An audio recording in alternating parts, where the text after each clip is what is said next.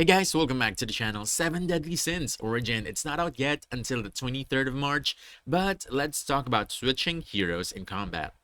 Now, switching heroes is a core part of combat strategy, and especially during open world fights where flexibility gives you a huge advantage. Now, while you're in battle, take a look at the character icons displayed on the side of your screen. These represent your current party members. And to switch, simply tap the icon of the hero you want to bring in. And if you're using a controller or keyboard, you want to press the assigned switch button instead. Your active character will instantly swap with the selected hero. Now, this mechanic is incredibly useful in different situations, and if your current hero is low on HP, you can quickly rotate them out to keep them safe.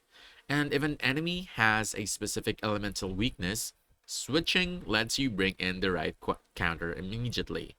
Now, it's also great for chaining longer skill combinations by rotating characters when abilities are on cooldown.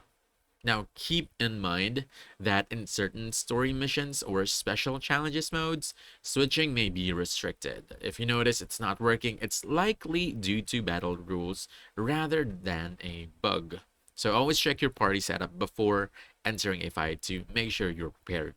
And the key is to switch strategically, not randomly.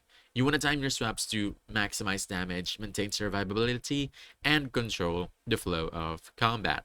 And that's about it. If you found this helpful, don't forget to hit that like button, subscribe for more quick guides, and I'll see you in the next one. Thanks!